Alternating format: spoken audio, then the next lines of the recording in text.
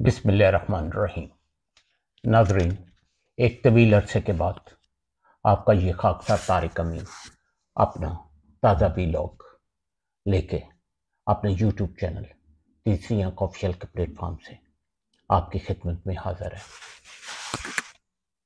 जो हालात चल रहे हैं मुल्क के, उसके हिसाब से 3 बड़े अहम मौज़ूआत हैं जिन पे वीलॉग हो सकता है और बात हो सकती है।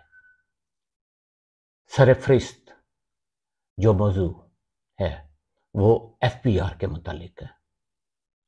दूसरा हॉट टॉक इशू जो है वो जो कल इन्होंने कानून पास किया है कौमी असम्बली और सेनेट ने, इलेक्शन जो सुप्रीम कोर्ट का फैसला आया था उसको रोकने के लिए, वो मौजू है। तीसरा मौजू इंटरनेशनल जो कुछ हो रहा है, बांग्लादेश में जो कुछ हुआ है, खित्ते पे उसके क्या असरात आ सकते हैं, एक मौजू ये भी है। लेकिन आज सबसे पहले अगर एक ही व्लॉग में इन 3 मौजू को लेकर मैं चलूँगा मौजूआत को, तो फिर ये काफ़ी लंबा हो जाएगा और एक तो तसलसल बरकरार नहीं रहता। दूसरा फिर माशाल्लाह आप मेरे जो बहन भाई हैं वो भी ज़रा फिर तवज्जो कम देते हैं कि इतना लंबा, पंजाबी विच कहंदे ने फिर कहंदे ने एड्डी लंबी बक बक कौन सुने।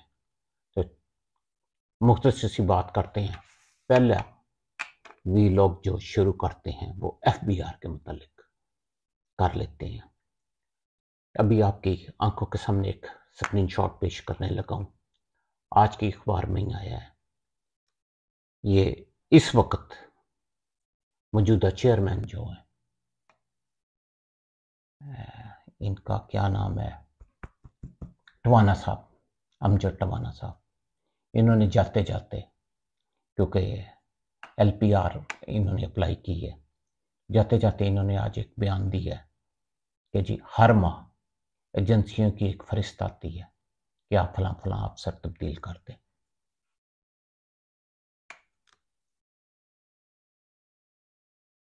मुझे हैरत हुई इनके इस बयान पे। नंबर 1, एजेंसियों का काम आपकी रिपोर्टें मुरतब करना होता है और बिल्कुल है, वो अपनी जिम्मेदारी पूरी करती हैं। आपकी इंतज़ामिया हुकूमत जो कि सियासी इशराफिया पे मुश्तमिल है, उन्होंने ये फैसला किया था कि जब भी आप कोई पोस्टिंग्स करेंगे या कोई प्रमोशंस करेंगे तो उनमें आप एजेंसियों की रिपोर्ट्स को भी मद्देनज़र रखेंगे। और ये सिर्फ पाकिस्तान में नहीं होता, ये पूरी दुनिया में रिपोर्ट्स इसकी आती हैं।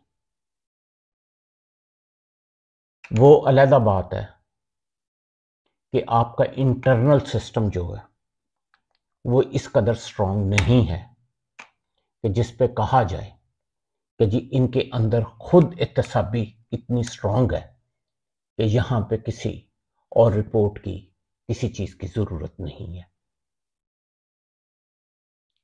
टवाना साहब जा तो आप रहे हैं, कहते हैं गंदे कपड़े इस तरह चौक में नहीं धोते। मैं जब ये वीलॉग करने लगा था तो मेरे एक दोस्त का, बहुत मेहरबान है, उसका मुझे फ़ोन आया तो उसने मुझे कहा, मैंने उसे बताया कि मैं यार वीलॉग करने लगा हूँ।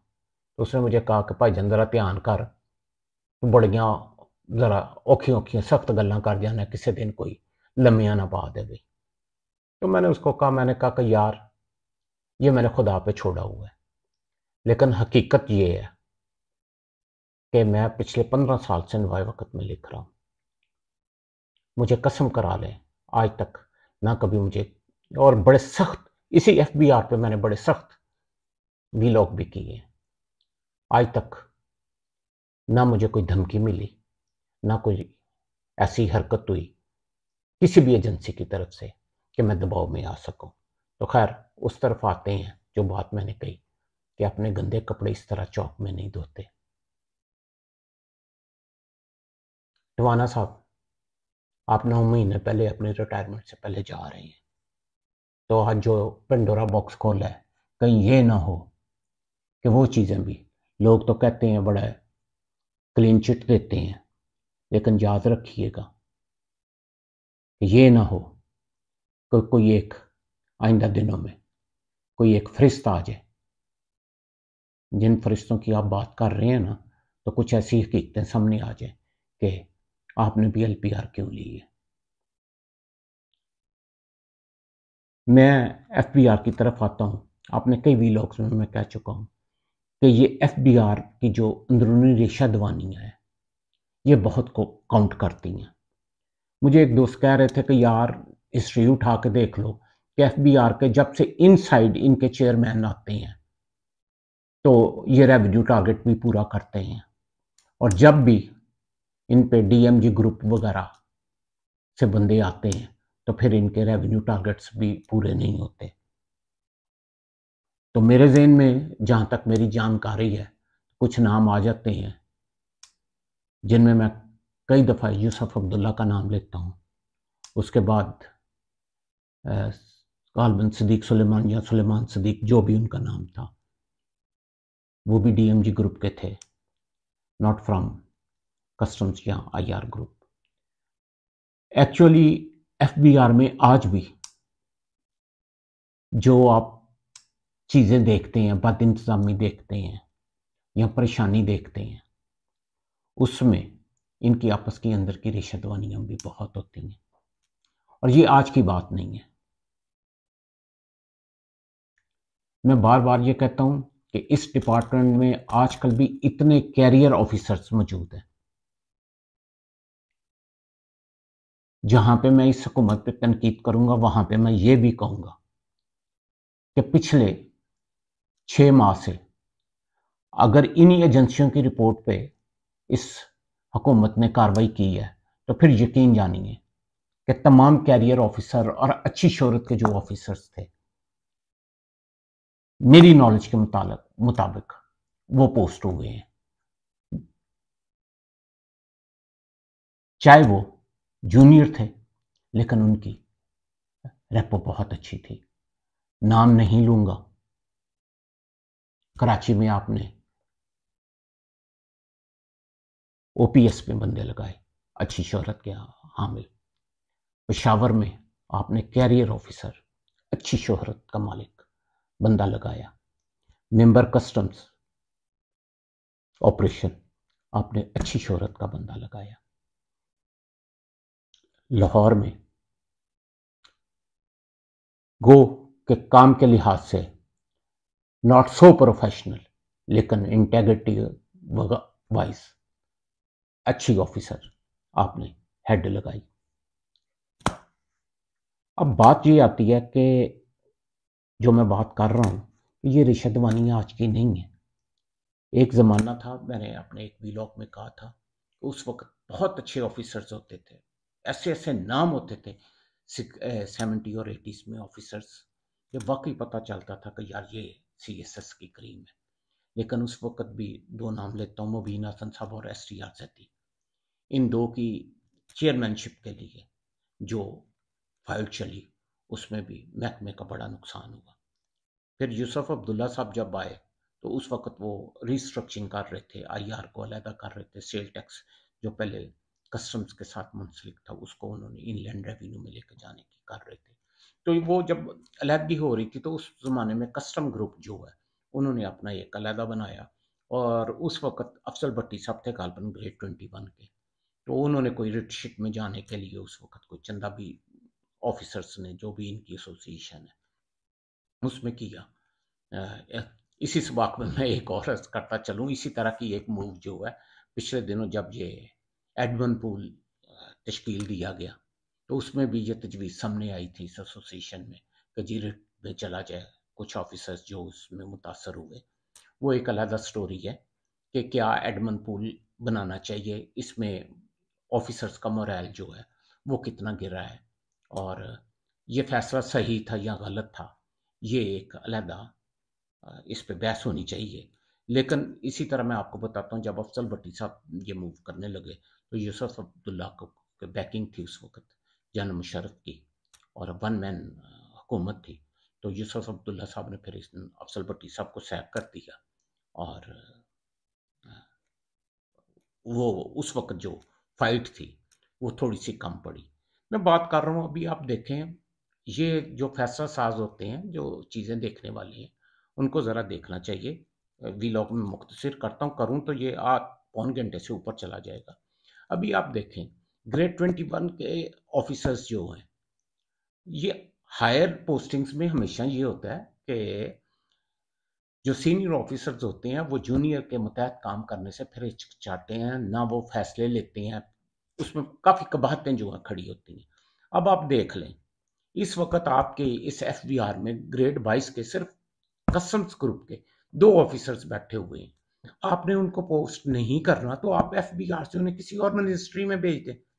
आपने वहां रखे हुए हैं और चेयरमैन आप लगा रहे हैं ग्रेड 21 का उनके ऊपर, तो फिर वो अंदर की जो कह लें कि मैं तो उसे बुग़्ज़ भी कह सकता हूँ, खलफशारी भी होती है, ये लफ़्ज़ भी आप इस्तेमाल कर सकते हैं, तो वो फिर प्रॉपर जो है ना, वो काम नहीं होते। इसी तरह मैं आपको बताऊँ कि इमरान दौर में 2 ऑफ़िसर थे, दोनों की चेयरमैनशिप के लिए लड़ाई हुई, और एक साहब 2 दफ़ा चेयरमैन बने, एक साहब जो हैं, वो 1 दफ़ा बने चेयरमैन, और अब भी ग़ालिबन वो ओएसटी हैं, कहीं बैठे हुए हैं, ये इमरान दौर में भी, और दोनों ग्रेड 21 के थे, और इनमें खासी चपलश चली। और दूसरी तरफ उन्हीं चेयरमैन साहब की जो एक दफ़ा बने थे, जिनको पीटीआई की पुष्पनाई हासिल थी, उनका और फिर मेंबर कस्टम्स के जो तजादात हुए वो भी किसी से ढके छुपे हुए नहीं है। चलते चलते एक मैं बात कर लूँ, पिछले दिनों लाहौर में 2 ख़वातीन हैं, एक के मियाँ बड़ी स्ट्रॉन्ग पोजीशन पे बैठे हुए हैं, और इस वक्त वो उम्मीद लगाए बैठी हैं कि ग़ालिबन कोई अच्छी पोस्टिंग है, मेरा ख्याल है डीजी इंटेलिजेंस की, कि मुझे वो मिलेगी। उनके साथ दूसरी ख़वातीन हैं, उनका भी बड़ा स्ट्रॉन्ग फैमिली बैकग्राउंड है, आजकल की हुकूमत में उनके कज़न्स जो हैं वो भी मिनिस्टर पे हैं।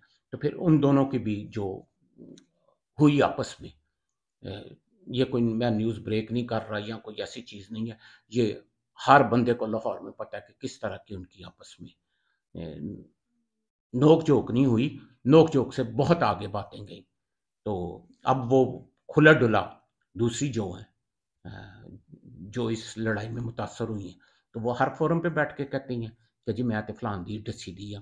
तो एक्चुअली एफबीआर में आपने अगर कोई इस्लाहात लानी है, तो फिर आपको पूरी ये जो डिटेल्स है ना, इनकी तरफ भी देखना पड़ेगा कि इसके पीछे क्या-क्या चीज़ें चलती हैं।